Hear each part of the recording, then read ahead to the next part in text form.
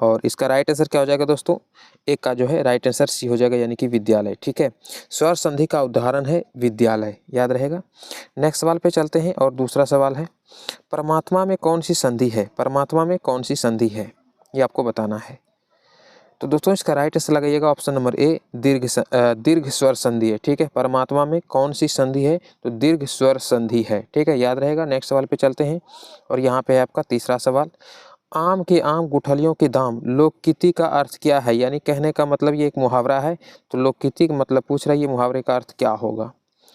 तो दोस्तों इसका राइट आंसर लगाइएगा ऑप्शन नंबर सी, यानी कि दोहरा लाभ। ठीक है, आम के आम गुठलियों के दाम मतलब कि दोहरा लाभ, तो आपका ऑप्शन सी करेक्ट हो जाएगा। नेक्स्ट सवाल पे चलते हैं दोस्तों और आपका चौथा सवाल है, औषधि शब्द है, कैसा शब्द है। तो दोस्तों इसका राइट आंसर लगाइएगा ऑप्शन नंबर ए, यह एक तत्सम शब्द है। ठीक है, तत्सम, औषधि कैसा शब्द है, तत्सम शब्द है। नेक्स्ट सवाल पे चलते हैं, पांचवा सवाल है आपका, शब्द अलंकार के कितने भेद हैं, ये आपको बताना है। तो दोस्तों इसका राइट आंसर लगाइएगा ऑप्शन नंबर बी, यानी कि 3 भेद होते हैं। शब्द अलंकार के कितने भेद होते हैं, 3 भेद होते हैं। ठीक है, नेक्स्ट सवाल पे चलते हैं दोस्तों, छठा सवाल है आपका, काला अक्षर भैंस बराबर, लोककृति का अर्थ क्या है। लोककृति मतलब यहाँ पे मुहावरा कहा जा रहा है। ठीक है, लोककृति मतलब मुहावरा होता है। काला अक्षर भैंस बराबर मुहावरे का अर्थ क्या है, यानी कि लोककृति का अर्थ क्या है, ये आपको बताना है। तो दोस्तों इसका राइट आंसर लगाइएगा ऑप्शन नंबर बी, यानी कि निरक्षर होना, यानी पढ़ा लिखा ना होना, उसे निरक्षर होना कहा जाता है। तो काला अक्षर भैंस बराबर। नेक्स्ट सवाल पे चलते हैं, रूपक अलंकार है, रूपक अलंकार है, कैसा अलंकार है, इनमें से कौन जो है एक रूपक अलंकार है, ये आपको बताना है। तो दोस्तों इसका राइट आंसर लगाइएगा ऑप्शन नंबर सी, यानी कि माया दीपक नर पतंग, माया दीपक नर पतंग रूपक अलंकार है। अलंकार बहुत पूछा जाता है दोस्तों, पिछले हमने 2 सेट लगाया है, दोनों में बहुत बार पूछा गया, तो आप अलंकार जरूर देख लीजिएगा। अगला सवाल है आपका, व्यंजना भेद किसके अंतर्गत आता है, ये आपको बताना है। तो दोस्तों इसका राइट आंसर लगाइएगा ऑप्शन नंबर ए, यानी कि आर्थी व्यंजना। ठीक है, आर्थी व्यंजना, व्यंजना भेद के अंतर्गत आता है आर्थी व्यंजना। नेक्स्ट सवाल पे चलते हैं दोस्तों, 9 नंबर का सवाल है, वह पहले से बहुत तेज दौड़ा, रेखांकित शब्द का पदबंध है, यानी कौन सा यह पदबंध है। तो दोस्तों इसका राइट आंसर लगाइएगा ऑप्शन नंबर बी, यानी कि क्रिया विशेषण पदबंध है। वह पहले से बहुत तेज दौड़ा, क्रिया विशेषण पदबंध है। नेक्स्ट सवाल पे चलते हैं दोस्तों और यहाँ पे आपका 10वां सवाल, रहीमन पानी राखिए बिन पानी सब सून, पानी गए न उबरे मोती मानस चून, प्रस्तुत काव्य में शब्द शक्ति क्या है, ये आपको बताना है। तो दोस्तों इसका राइट आंसर लगाइएगा ऑप्शन नंबर डी, यह व्यंजना है। ठीक है, शब्द शक्ति क्या है, व्यंजना है। नेक्स्ट सवाल पे चलते हैं दोस्तों और 11 नंबर का सवाल है आपका, ज्यों ज्यों वृद्ध होत त्यों त्यों स्वस्थ होत जात, ज्योति जग मग कंध भार हिंद के सम्हारे हैं, इस पंक्ति में कौन सा अलंकार है, ये पिछले सेट में भी आया था। तो दोस्तों इसका राइट आंसर लगाइएगा, आपका जो है ऑप्शन ए करेक्ट हो जाएगा, यानी कि विरोधाभास। ठीक है, विरोधाभास अलंकार है यहाँ पे। नेक्स्ट सवाल पे चलते हैं और 12 नंबर का सवाल है दोस्तों आपका, चंचल शब्द में च जो है वर्ण में कौन सी मात्रा होगी, च वर्ण में कौन सी मात्रा होगी। तो दोस्तों इसका राइट आंसर लगाइएगा, आपका ऑप्शन बी करेक्ट होगा, यानी कि गुरु। ठीक है, चंचल शब्द में च वर्ण में कौन सी मात्रा होगी, तो गुरु मात्रा होगी। ठीक है, नेक्स्ट सवाल पे चलते हैं दोस्तों और यहाँ पे आपका 13 नंबर का सवाल है, दही बड़ा में कौन सा समास है, दही बड़ा में कौन सा समास है। तो दोस्तों इसका राइट आंसर लगाइएगा, आपका ऑप्शन जो है बी करेक्ट हो जाएगा, यानी कि मध्य पदोली कर्मधारय समास है, मध्य पदलोपी कर्मधारय समास। ठीक है, नेक्स्ट सवाल पे चलते हैं दोस्तों और यहाँ पे आपका 14 नंबर का सवाल, ग्राम गत में कौन सा समास है। देख रहे हैं ना दोस्तों, समास कई बार पूछा जा रहा है। ठीक है, पिछले सेट में भी आया था, तो समास भी आपको देख लेना है। ग्राम गत में कौन सा समास है, ये आपको बताना है। तो दोस्तों इसका राइट आंसर लगाइएगा, ऑप्शन नंबर बी करेक्ट हो जाएगा, तत्पुरुष समास। ग्राम गत में कौन सा समास है, तत्पुरुष समास। नेक्स्ट सवाल पे चलते हैं दोस्तों और आपका है 15 नंबर का सवाल, पुलक प्रकट करती है धरती हरित तृणों की नोक से, मानो झूम रहे हो तरु भी मंद पवन की झोंकों से, इस पंक्ति में कौन सा अलंकार है, ये आपको बताना है। तो दोस्तों इसका राइट आंसर लगाइएगा, आपका ऑप्शन बी करेक्ट होगा, उत्प्रेक्षा अलंकार है इसमें। ठीक है, उत्प्रेक्षा अलंकार है। नेक्स्ट सवाल पे चलते हैं और दोस्तों ये है आपका 16 नंबर का सवाल, संरचना के आधार पर किए गए वाक्य के वर्गीकरण में इनमें से कौन सा प्रकार नहीं है। संरचना के आधार पर किए गए वाक्य के वर्गीकरण में इनमें से कौन सा प्रकार नहीं है। तो दोस्तों इसका राइट आंसर क्या हो जाएगा, आपका ऑप्शन सी, यानी कि आज्ञार्थक वाक्य, ठीक है, आज्ञार्थक वाक्य। तो आपका ऑप्शन जो है सी करेक्ट हो जाएगा। नेक्स्ट सवाल पे चलते हैं और यहाँ पे आपका 17 नंबर का सवाल, रेखा द्वारा मेहंदी लगाई जाती है, कौन सा वाच्य है, ये आपको वाच्य बताना है। तो दोस्तों इसका राइट आंसर लगाइएगा, आपका ऑप्शन बी करेक्ट हो जाएगा, कर्मवाची है, ठीक है। रेखा द्वारा मेहंदी लगाई जा रही है, तो ये क्या हो जाएगा, आपका ऑप्शन बी करेक्ट होगा, यानी कि यह एक कर्मवाच्य है। नेक्स्ट सवाल पे चलते हैं दोस्तों और यहाँ पे है आपका 18 नंबर का सवाल, अद्भुत रस में कौन सा अस्थाई भाव है, अद्भुत रस में कौन सा अस्थाई भाव है, ये आपको बताना है, अद्भुत रस में कौन सा अस्थाई भाव है। तो दोस्तों इसका राइट आंसर लगाइएगा, आपका ऑप्शन डी करेक्ट होगा, यानी कि विस्मय, ठीक है, विस्मय अस्थाई भाव है, ठीक है। कौन सा अस्थाई भाव है, तो विस्मय नामक अस्थाई भाव है। नेक्स्ट सवाल पे चलते हैं और यहाँ पे है आपका 19 नंबर का सवाल, इनमें से कौन सा वाक्य अशुद्ध है, ये आपको बताना है। तुझे क्या चाहिए, दूध में कौन गिर गया, तुम तो अपना काम करो, राजू और उसका पुत्र गया गया है। इनमें से अशुद्ध कौन सा है, ये आपको बताना है। तो दोस्तों इसका राइट आंसर होगा आपका ऑप्शन बी करेक्ट होगा, यानी कि दूध में कौन गिरा गया, कौन गिर गया है ना, दूध में कौन गिर गया, ये आपका जो है अशुद्ध वाक्य है। तो राइट आंसर आपका क्या हो जाएगा, ऑप्शन नंबर बी, दूध में कौन गिर गया, यह एक अशुद्ध वाक्य है। नेक्स्ट सवाल पे चलते हैं और 20 नंबर का सवाल है आपका, निम्नलिखित में से कौन सा युग्म सही है, आपको सही बताना है, उपसर्ग एवं शब्द के आधार पर बताना है। निम्नलिखित में से कौन सा युग्म सही है। तो दोस्तों इसका राइट आंसर लगाइएगा, आपका ऑप्शन बी, यानी कि अपमान, अप से अपमान बन जाएगा, उपसर्ग एवं शब्द के आधार पर। तो इसमें अप से क्या बनता है, उपसर्ग अगर लग जाए तो अपमान नामक जो शब्द बनता है यह बिल्कुल करेक्ट होगा, ठीक है। तो आपका ऑप्शन बी सही हो जाएगा। नेक्स्ट सवाल पे चलते हैं दोस्तों और यहाँ पे है गद्यांश वाला सवाल, 21 नंबर का सवाल है, एक तरफ से पहले पढ़ते हैं। और पढ़ने से पहले आपको हम बताए हैं कि एक बार क्वेश्चन पहले झाँक के देख लीजिए कि क्वेश्चन में क्या कहा गया है। क्वेश्चन में कहा गया भारत माता के सपूत किसको कहा गया है, यानी कि यह गद्यांश से ही लिया गया है। कई बार गद्यांश से बिल्कुल अलग रहता है और फालतू में आपको टाइम वेस्ट करने के लिए दे देता है ना, तो इसलिए पहले कोशिश कीजिए, एक बार क्वेश्चन पे नज़र मार लीजिए। देखिए सवाल गद्यांश को हम पहले पढ़ते हैं, गद्यांश को पढ़ करके प्रश्न का उत्तर दीजिए। आपको कह रहा है, भारत माता को हम नमन करते हैं, ठीक है। उत्तर में हिमालय इसकी प्रहरी है, दक्षिण में हिंद महासागर उसके चरण पखारता है, पश्चिम में कच्छ की खाड़ी और पूर्व में बांग्लादेश है। गंगा यमुना नर्मदा ताप्ती कावेरी कृष्णा ब्रह्मपुत्र आदि नदियां भारत की मैदानी क्षेत्रों में शोभा बढ़ाती हैं, ठीक है। ये कल के सेट में भी आया था, सेम सवाल बिल्कुल।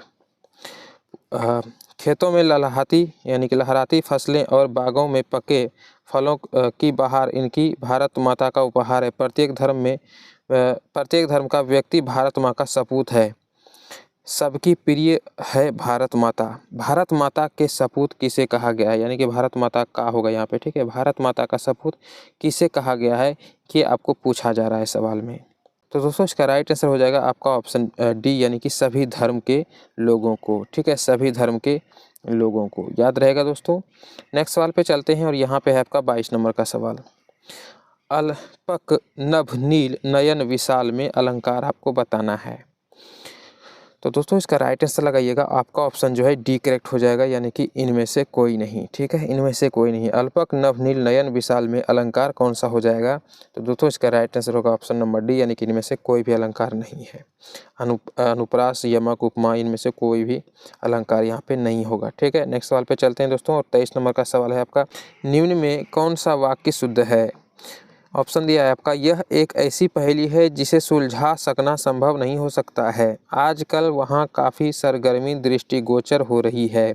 2 दिनों की बदली के बाद आज सूरज निकला है। न्यायाधीशों ने कागजात का निरीक्षण किया। ये आपको बताना है इनमें से शुद्ध वाक्य कौन सा है। बाकी 3 इसमें अशुद्ध है, आपको शुद्ध इसमें से पहचानना है। तो दोस्तों इसका राइट आंसर होगा आपका ऑप्शन नंबर सी, जो है यह बिल्कुल शुद्ध है, ठीक है। 2 दिनों के बदली के बाद आज सूरज निकला है, तो यह आपका बिल्कुल शुद्ध वाक्य है, ठीक है दोस्तों। और चलते हैं अगले सवाल पे। यहाँ पे है आपका 24 नंबर का सवाल, काव्य अलंकार सूत्रवृत्ति किसकी रचना है, ये आपको बताना है। तो दोस्तों इसका राइट आंसर होगा आपका ऑप्शन नंबर ए, यानी कि आचार्य वामन का, ठीक है। आचार्य वामन का काव्य अलंकार यानी कि सूत्रवृत्ति किसकी रचना है, आचार्य वामन का, यह एक काव्य अलंकार है, ठीक है। नेक्स्ट सवाल पे चलते हैं दोस्तों, और यहाँ पे आपका 25 नंबर का सवाल, किसी वर्णिक छंद के प्रत्येक चरण में तगन, भगन, जगन, गगन जगन जगन जगन 2 बार हो गया ना, और गुरु 2 गुरु के क्रम में वर्ण होते हैं, कौन सा वर्ण होगा ये आपको बताना है। तो दोस्तों इसका राइट आंसर लगाइएगा आपका ऑप्शन सी यानी कि वसंत तिलका। ठीक है, वसंत तिलका राइट आंसर हो जाएगा।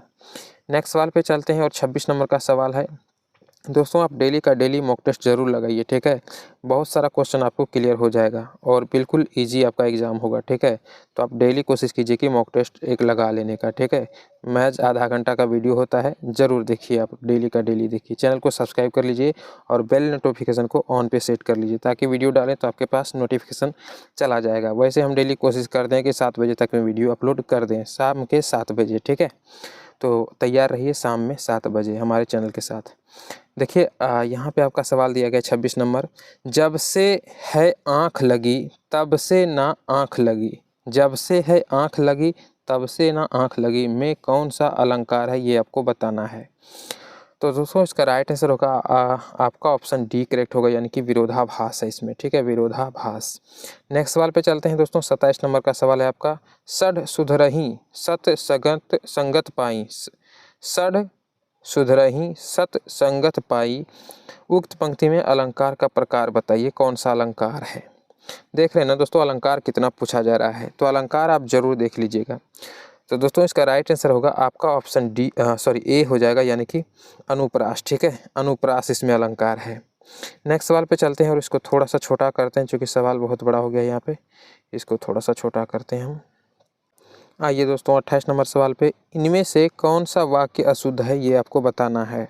किसान के खेत में जंगली जानवर आ गए, यहाँ गाय का ताज़ा दूध मिलता है, वह हाथी पागल हो गया है, खरगोश को काटकर गाजर खिलाओ।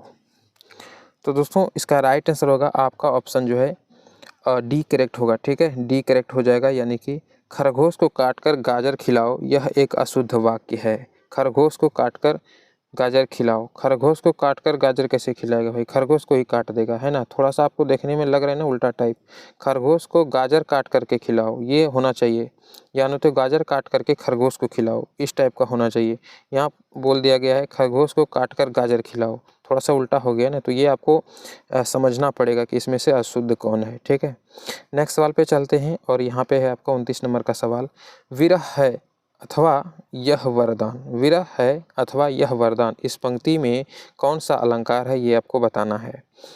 तो दोस्तों इसका राइट आंसर होगा आपका ऑप्शन ए, यानी कि संदेह। ठीक है, संदेह अलंकार है। ठीक है, विरह है अथवा यह वरदान, इस पंक्ति में संदेह नामक अलंकार है। नेक्स्ट सवाल पे चलते हैं दोस्तों, और यहाँ पे है आपका 30 नंबर का सवाल, जी चुराना मुहावरे का अर्थ क्या है। काम में मन लगाना, बहुत काम करना, काम से भागना या काम पूरा करना। तो दोस्तों इसका राइट आंसर होगा आपका जो है आप ऑप्शन सी करेक्ट होगा, यानी कि काम से भागना, है ना। जी चुराना मतलब काम से भागना। नेक्स्ट सवाल पे चलते हैं, और यहाँ से आपका विज्ञान स्टार्ट हो रहा है। ठीक है, 86 नंबर से चल रहा है, इससे पहले मैथ था और वो इंग्लिश वगैरह था, तो उसको हमने स्किप कर दिया। निम्नलिखित में कौन मानव का उद्भव स्थान है, ये आपको बताना है। तो दोस्तों इसका राइट आंसर होगा आपका ऑप्शन ए करेक्ट हो जाएगा, यानी कि अफ्रीका जो है मानव का उद्भव स्थान है। नेक्स्ट सवाल पे चलते हैं, और अगला सवाल है आपका 87 नंबर सवाल, एक पारा बैरोमीटर में यदि पारा युक्त ट्यूब उठी हुई हो तो बताना है आपको। एक पारा बैरोमीटर में यदि पारा युक्त ट्यूब उठी हुई हो तो आपको बताना है, पारा स्तंभ की ऊर्ध्वाधर ऊंचाई घटेगा, पारा स्तंभ की ऊर्ध्वाधर ऊंचाई समान रहेगा, पारा स्तंभ की लंबाई ट्यूब में बढ़ेगा, या विकल्प बी एवं सी दोनों सत्य है, ये आपको बताना है। तो दोस्तों इसका राइट आंसर क्या लगाइएगा, आपका ऑप्शन ए करेक्ट होगा, यानी कि पारा स्तंभ की ऊर्ध्वाधर ऊंचाई घटेगा। ठीक है, यानी कि ऊर्ध्वाधर जो ऊंचाई है वह घटेगा। नेक्स्ट सवाल पे चलते हैं, और यहाँ पे है आपका 88 नंबर का सवाल बोला गया है, निम्नलिखित में कौन त्वरण का मात्रक नहीं हो सकता है, ये आपको बताना है। फिजिक्स का सवाल है दोस्तों। तो दोस्तों इसका राइट आंसर क्या लगाइएगा, आपका ऑप्शन जो है सी करेक्ट हो जाएगा, किलोमीटर प्रति सेकेंड। किलोमीटर प्रति सेकेंड यह त्वरण का मात्रक नहीं होगा। ठीक है, बाकी तीनों जो है वह त्वरण का मात्रक हो सकता है। नेक्स्ट सवाल पे चलते हैं दोस्तों, और यहाँ पे है आपका अगला सवाल, निम्नलिखित में सही रासायनिक सूत्र है, इसमें से आपको बताना है सही वाला रासायनिक सूत्र कौन सा है। तो दोस्तों इसका राइट आंसर लगाइएगा, आपका ऑप्शन जो है सी करेक्ट हो जाएगा, यानी कि MgCl2 यह एक सही रासायनिक सूत्र है। ठीक है, बाकी CaCl ये गलत है, CaCl2 होता है, CaOH ये भी गलत है, NaSO4 यह भी गलत है, Na2SO4 होता है ना। तो ये तीनों गलत है, आपका सही कौन सा हो जाएगा, MgCl2। ठीक है, नेक्स्ट सवाल पे चलते हैं दोस्तों, और यहाँ से आपका 90 नंबर का सवाल है। जैविक कृषि के मुख्य सिद्धांत हैं फसल चक्र, मिश्रित खेती या कृषि, कार्बनिक चक्र या उपयुक्त सभी, ये आपको बताना है। तो दोस्तों इसका राइट आंसर लगाइएगा, आपका ऑप्शन डी करेक्ट हो जाएगा, यानी कि उपयुक्त में से सभी। ठीक है, फसल चक्र, मिश्रित खेती या फिर मिश्रित कृषि, कार्बनिक चक्र, ये सभी जो है जैविक कृषि का मुख्य सिद्धांत है। ठीक है, जैविक कृषि का मुख्य सिद्धांत हो जाएगा। नेक्स्ट सवाल पे चलते हैं दोस्तों, और यहाँ पे आपका 90 नंबर का सवाल। पृथ्वी की सतह द्वारा प्रति वर्ग मीटर प्रति सेकंड ग्रहण किए गए सौर ऊर्जा का मान कितना होता है, ये आपको बताना है। तो दोस्तों इसका राइट आंसर लगाइएगा, आपका ऑप्शन बी करेक्ट हो जाएगा, यानी कि 1.36 kilo joule second, 1.36 kilo joule second. ठीक है, नेक्स्ट सवाल पे चलते हैं दोस्तों, और यहाँ पे आपका 92 नंबर का सवाल। आर त्रिज्या वाले पृथ्वी के केंद्र पर किसी वस्तु का वजन होगा, कितना होगा, ये आपको बताना है। तो दोस्तों इसका राइट आंसर होगा आपका ऑप्शन नंबर सी, यानी कि 0 होगा। नेक्स्ट सवाल पे चलते हैं, और 93 नंबर का सवाल है।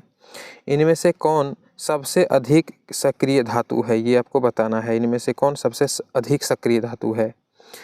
तो दोस्तों इसका राइट आंसर लगाइएगा, आपका ऑप्शन डी करेक्ट हो जाएगा, यानी कि Rb। ठीक है, Rb जो है एक बहुत ही ज़्यादा सक्रिय धातु है। ठीक है, नेक्स्ट सवाल पे चलते हैं। प्रोकैरियोटिक जीनोम में होता है, क्या होता है, ये आपको बताना है। तो दोस्तों इसका राइट आंसर लगाइएगा, आपका ऑप्शन ए करेक्ट हो जाएगा, हिस्टोन के बिना DNA। ठीक है, हिस्टोन के बिना DNA प्रोकैरियोटिक जीनोम में होता है। ठीक है, नेक्स्ट सवाल पे चलते हैं दोस्तों, और यहाँ पे है आपका 96 नंबर का सवाल। रिक्तिका में घेरने वाली झिल्ली कहलाती है, रिक्तिका को घेरने वाली झिल्ली क्या कहलाती है, ये आपको बताना है। तो दोस्तों इसका राइट आंसर लगाइएगा, आपका ऑप्शन बी करेक्ट हो जाएगा, यानी कि टोनोप्लास्ट। ठीक है, टोनोप्लास्ट जो है इसका करेक्ट आंसर हो जाएगा। रिक्तिका को घेरने वाली झिल्ली को हम टोनोप्लास्ट कहते हैं। नेक्स्ट सवाल पे चलते हैं दोस्तों, और 97 नंबर का सवाल है। 1 मीटर के स्केल पर 0 तथा 2 एम्पियर के बीच 20 भाग है, इसका अल्पतमांक कितना होगा, अल्पतमांक कितना होगा, ये आपको बताना है। तो दोस्तों इसका राइट आंसर हो जाएगा, आपका ऑप्शन ए करेक्ट होगा, 0.1 एम्पियर। ठीक है, नेक्स्ट सवाल पे चलते हैं, और यहाँ पे आपका 98 नंबर का सवाल। स्पेक्ट्रम प्राप्त करने के लिए किसका उपयोग होता है, स्पेक्ट्रम प्राप्त करने के लिए किसका उपयोग होता है, ये आपको बताना है। तो दोस्तों इसका राइट आंसर होगा आपका ऑप्शन डी, यानी कि प्रिज्म का उपयोग हम करते हैं स्पेक्ट्रम प्राप्त करने के लिए। नेक्स्ट सवाल पे चलते हैं, और 99 नंबर का सवाल है। चिपको आंदोलन का मुख्य उद्देश्य क्या था, वृक्ष को बचाना, वनों की कटाई, सिंचाई या फिर साक्षरता। तो दोस्तों इसका राइट आंसर लगाइएगा, आपका ऑप्शन ए करेक्ट हो जाएगा, वृक्षों को बचाने के लिए जो चिपको आंदोलन चलाया गया था। तो चिपको आंदोलन का संबंध किससे है, वृक्षों को बचाने से। नेक्स्ट सवाल पे चलते हैं, और 100 नंबर का सवाल है आपका। वर्गीकरण के अधिक वैज्ञानिक आधार का प्रयास करने वाला पहला व्यक्ति कौन था, वर्गीकरण के अधिक वैज्ञानिक आधार का प्रयास करने वाला पहला व्यक्ति कौन था। तो दोस्तों इसका राइट आंसर लगाइएगा, आपका ऑप्शन बी करेक्ट हो जाएगा, यानी कि अरस्तु। ठीक है, अरस्तु जो है आपका करेक्ट आंसर हो जाएगा। नेक्स्ट सवाल पे चलते हैं, और यहाँ से है आपका 101 नंबर का सवाल। देखिए सवाल है, कोशिका का आयतन बढ़ जाता है यदि बाह्य विलयन हो, यदि बाह्य विलयन कैसा हो, यदि कोशिका का आयतन बढ़ रहा है तो, ये आपको बताना है। तो दोस्तों इसका राइट आंसर होगा, आपका ऑप्शन बी करेक्ट हो जाएगा, यानी कि हाइपोटोनिक। अगर विलयन हाइपोटोनिक हो तो कोशिका का आयतन बढ़ जाएगा, ये आपको याद रखना है। नेक्स्ट सवाल पे चलते हैं, 102 नंबर का सवाल है आपका। पृथ्वी के वायुमंडल में ऑक्सीजन गैस की मात्रा कितनी होती है, ये आपको बताना है। तो दोस्तों इसका राइट आंसर होगा आपका ऑप्शन नंबर ए, यानी कि 21%। ठीक है, नेक्स्ट सवाल पे चलते हैं, और यहाँ पे है 103 नंबर का सवाल। 100 वाट का विद्युत बल्ब 250 वोल्ट के विद्युत मेन से जोड़ा गया है, बल्ब से प्रवाहित धारा का मान आपको पूछा गया है। फिजिक्स का ये सवाल है, न्यूमेरिकल का सवाल है। अभी तक 3-4 न्यूमेरिकल सवाल आ चुका है, तो दोस्तों आप फिजिक्स में न्यूमेरिकल जरूर देख लीजिएगा। तो दोस्तों इसका राइट आंसर हो जाएगा आपका ऑप्शन बी, यानी कि 0.4 एम्पियर। ठीक है, 0.4 एम्पियर इस सवाल का सही आंसर होगा। नेक्स्ट सवाल पे चलते हैं दोस्तों, 104 नंबर का सवाल है आपका। निम्नलिखित में कौन सी जड़ें श्वसन जड़ें हैं, निम्नलिखित में से कौन सी जड़ें श्वसन जड़ें हैं, ये आपको बताना है। तो दोस्तों इसका राइट आंसर होगा आपका ऑप्शन डी, यानी कि न्यूमेटोड न्यूमेटोफोरस, ठीक है, याद रहेगा न्यूमेटोफोरस, ये जो है श्वसन करने वाली जड़ें होती है। नेक्स्ट सवाल पे चलते हैं दोस्तों, और यहाँ पे है आपका 105 नंबर का सवाल। निम्नलिखित में कौन मोनोकार्बोक्सिलिक अम्ल का उदाहरण है? निम्नलिखित में कौन मोनोकार्बोक्सिलिक अम्ल का उदाहरण है, ये आपको बताना है। तो दोस्तों इसका राइट आंसर क्या हो जाएगा? इसका राइट आंसर होगा आपका जो है आपका ऑप्शन डी करेक्ट हो जाएगा, यानी कि ए और बी दोनों, फार्मिक अम्ल और एसिटिक अम्ल, ये दोनों सही हो जाएगा। ऑक्जेलिक अम्ल नहीं होगा, यानी कि फार्मिक अम्ल और एसिटिक अम्ल, ये दोनों इस सवाल का सही जवाब हो जाएगा। तो दोस्तों अब चलते हैं हम नेक्स्ट सवाल पे, और यहाँ से आपका सामाजिक अध्ययन यानी कि आपका जीके शुरू हो रहा है, ठीक है। देखते हैं, पहला सवाल है दोस्तों, स्टाम्प एक्ट किस वर्ष पारित हुआ था, ये आपको बताना है। तो दोस्तों इसका राइट आंसर होगा आपका जो है ऑप्शन ए करेक्ट हो जाएगा, यानी कि 1756 ईस्वी में, ठीक है। स्टाम्प एक्ट 1765 ईस्वी में है ना, 1765 ईस्वी में पारित हुआ था, तो ये आपको याद रखना है। नेक्स्ट सवाल पे चलते हैं, और यहाँ पे है आपका 107 नंबर का सवाल। भारत में स्थित लोनार झील किस प्रकार का झील है, ये आपको बताना है। तो दोस्तों इसका राइट आंसर होगा आपका जो है ऑप्शन बी करेक्ट हो जाएगा, यानी कि क्रेटर झील है। लोनार झील जो है यह एक प्रकार का क्रेटर झील है। नेक्स्ट सवाल पे चलते हैं, 108 नंबर का सवाल है दोस्तों, संविधान के किस भाग में मौलिक कर्तव्य का जिक्र है, ये आपको बताना है। तो दोस्तों इसका राइट आंसर होगा आपका ऑप्शन सी करेक्ट हो जाएगा, यानी कि भाग 4 के क में, ठीक है। भाग 4 के क में किसका उल्लेख मिलता है हमें? तो भारतीय संविधान में भाग के 4 के क में हमें मौलिक कर्तव्य का उल्लेख मिलता है, तो आपका जो है ऑप्शन सी करेक्ट हो जाएगा। नेक्स्ट सवाल पे चलते हैं दोस्तों, और यहाँ पे 109 नंबर का सवाल पूछा गया है, राष्ट्रीय पिछड़ा वर्ग आयोग यानी कि NCBC को संवैधानिक दर्जा कब प्राप्त हुआ था? तो दोस्तों इसका राइट आंसर होगा आपका जो है ऑप्शन ए करेक्ट हो जाएगा, यानी कि 2018 ईस्वी में। नेक्स्ट सवाल पे चलते हैं, और 110 नंबर का सवाल है, मानचित्र की दूरी को मापनी में क्या कहा जाता है? मानचित्र की दूरी मापनी को क्या कहा जाता है, ये आपको बताना है। तो दोस्तों इसका राइट आंसर होगा आपका ऑप्शन ए करेक्ट हो जाएगा, अंश कहा जाता है उसे, ठीक है, अंश कहा जाता है। नेक्स्ट सवाल पे चलते हैं दोस्तों, और यहाँ से आपका 111 नंबर का सवाल कहा गया है, कुद्रेमुख एक महत्वपूर्ण लौह अयस्क खदान है, यह कहाँ स्थित है, ये आपको बताना है। तो दोस्तों इसका राइट आंसर होगा आपका ऑप्शन सी करेक्ट हो जाएगा, यानी कि कर्नाटका में स्थित है, ये आपको याद रखना है। 112 नंबर का सवाल है, चीनी उत्पादन में अग्रणी राज्य कौन सा है, ये आपको बताना है। तो दोस्तों इसका राइट आंसर लगाइएगा, आपका जो है ऑप्शन ए करेक्ट हो जाएगा, यानी कि उत्तर प्रदेश चीनी उत्पादन में अग्रणी राज्य है। नेक्स्ट सवाल पे चलते हैं दोस्तों, 113 नंबर का सवाल है, स्वतंत्र एवं निष्पक्ष चुनाव कराने की जिम्मेदारी किसकी है? स्वतंत्र एवं निष्पक्ष चुनाव कराने की जिम्मेदारी किसे होती है, ये आपको बताना है। तो दोस्तों इसका राइट आंसर लगाइएगा, आपका ऑप्शन बी करेक्ट हो जाएगा, यानी कि चुनाव आयोग को। नेक्स्ट सवाल पे चलते हैं दोस्तों, और यहाँ से आपका 114 नंबर का सवाल, डैश का मानना था कि राज्य और समाज में स्थापित पारंपरिक संस्थानों को संरक्षित किया जाना चाहिए, यह किसका मानना था, ये आपको बताना है। तो दोस्तों इसका राइट आंसर लगाइएगा, आपका जो है ऑप्शन ए करेक्ट हो जाएगा, यानी कि कंजर्वेटिव का, ठीक है। कंजर्वेटिव का मानना था कि राज्य और समाज के स्थापित पारंपरिक संसाधनों का यानी कि संस्थानों को संरक्षित किया जाना चाहिए, तो यह मानना किसका था? कंजर्वेटिव का, आपका ऑप्शन ए करेक्ट हो जाएगा। नेक्स्ट सवाल पे चलते हैं दोस्तों, यहाँ पे 115 नंबर का सवाल, जून 1992 में पहले अंतर्राष्ट्रीय पृथ्वी शिखर सम्मेलन के लिए ब्राज़ील में डैश में 100 से अधिक राष्ट्रीय अध्यक्ष मिले हैं, ये आपको बताना है। डैश में 100 से अधिक राष्ट्राध्यक्ष मिला है, यानी कहाँ पे मिला है? तो दोस्तों इसका राइट आंसर लगाइएगा, आपका जो है ऑप्शन ए करेक्ट हो जाएगा, यानी कि रियो डी जेनेरियो में। नेक्स्ट सवाल पे चलते हैं, 116 नंबर का सवाल है दोस्तों, अंतर्राष्ट्रीय मुद्रा कोष यानी कि IMF, बहुत ही महत्वपूर्ण सवाल है, इसका बोल रहे हैं मुख्यालय कहाँ पर है, ठीक है दोस्तों, बहुत ही VVI लगा लीजिएगा इसमें, ये जरूर VVI लगा लीजिएगा, बिल्कुल इंपॉर्टेंट सवाल है ये आपका। तो IMF का मुख्यालय कहाँ है, ये आपको बताना है। अंतर्राष्ट्रीय मुद्रा कोष, उसे को फुल फॉर्म में बोलते हैं, ठीक है, इंटरनेशनल मॉनेटरी फंड।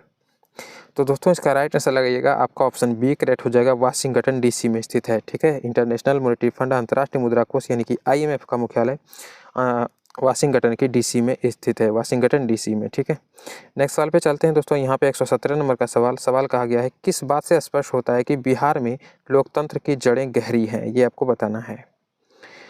तो दोस्तों इसका राइट आंसर लगाइएगा, आपका ऑप्शन सी करेक्ट हो जाएगा, यानी कि वैशाली की लिच्छवी गणतंत्र से हमें यह प्रमाण मिलता है। वैशाली की लिच्छवी गणतंत्र से यह स्पष्ट होता है कि बिहार में लोकतंत्र की जड़ें बहुत ही गहरी हैं। नेक्स्ट सवाल पे चलते हैं। 118 नंबर का सवाल है आपका, भारत में कोयले का सर्वप्रमुख उत्पादक राज्य कौन सा है, यह आपको बताना है। तो दोस्तों इसका राइट आंसर लगाइएगा आपका ऑप्शन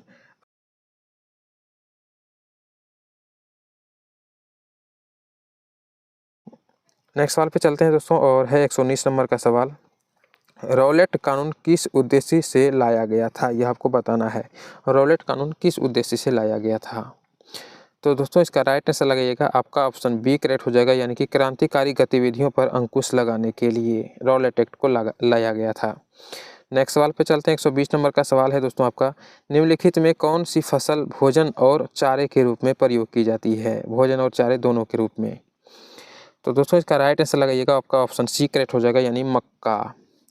नेक्स्ट सवाल पे चलते हैं दोस्तों, इसको थोड़ा सा हम छोटा कर लेते हैं पहले, ताकि आपको समझने में आसानी हो। यहाँ से 121 नंबर का सवाल है दोस्तों, देखिए कहा गया है, रंग भेद की नीति के विरुद्ध आवाज़ उठाने वाले कौन थे, रंग भेद नीति के विरुद्ध, ये आपको बताना है।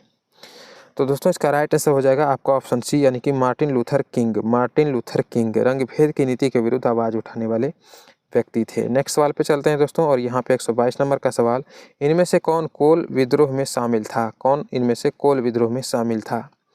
तो दोस्तों इसका राइट आंसर लगाइएगा आपका ऑप्शन सी करेक्ट हो जाएगा, यानी कि बुद्धो भगत। ठीक है, बुद्धो भगत जो थे कोल विद्रोह में शामिल थे। नेक्स्ट सवाल पे चलते हैं। 123 नंबर का सवाल है दोस्तों आपका, विश्व की कितनी प्रतिशत जनसंख्या भारत में रहती है, यानी कि टोटल विश्व में जो जनसंख्या है उसका कितना प्रतिशत जनसंख्या भारत में निवास करती है, ये आपको बताना है। तो दोस्तों इसका राइट आंसर होगा आपका ऑप्शन जो है ए करेक्ट हो जाएगा, यानी कि 17.5%। ठीक है, 17.5% जनसंख्या पूरे विश्व का जो है उतना भारत में निवास करती है। नेक्स्ट सवाल पे चलते हैं। 124 नंबर का सवाल है, प्रथम विश्व युद्ध का तत्कालिक कारण क्या था, यह आपको बताना है। तो दोस्तों इसका राइट आंसर होगा आपका ऑप्शन सी करेक्ट हो जाएगा, यानी कि ऑस्ट्रिया के राजकुमार की सेराजेवो में हत्या। ठीक है, ऑस्ट्रिया के राजकुमार की सेराजेवो में हत्या हुआ था, उसी का तत्कालिक कारण बन गया था प्रथम विश्व युद्ध का होना। ठीक है, ये आपको याद रखना है, तो आपका ऑप्शन सी करेक्ट हो जाएगा। नेक्स्ट सवाल पे चलते हैं दोस्तों, लास्ट सवाल है, मानचित्र में नीले रंग द्वारा किस भाग को दिखाया जाता है। मानचित्र में नीले रंग द्वारा किस चीज़ को दिखाया जाता है, पठार, पर्वत, जल या फिर मैदान। तो दोस्तों इसका राइट आंसर होगा आपका जो है आपका ऑप्शन सी करेक्ट हो जाएगा, यानी कि जल को दिखाया जाता है। ठीक है, नीले रंग से हमें क्या प्रदर्शित किया जाता है, तो जल को। दोस्तों इससे पहले का वीडियो यदि आप नहीं देखे हैं तो डिस्क्रिप्शन में प्लेलिस्ट का लिंक मिल जाएगा, ज़रूर देख लीजिएगा। वीडियो कैसा लगा कमेंट में बताइएगा, और अपने दोस्तों के बीच इसे शेयर जरूर कीजिएगा जो भी डीएलएड का तैयारी कर रहे हैं। तो मिलते हैं हम नेक्स्ट वीडियो में, तब तक के लिए जय हिंद मेरे साथियों।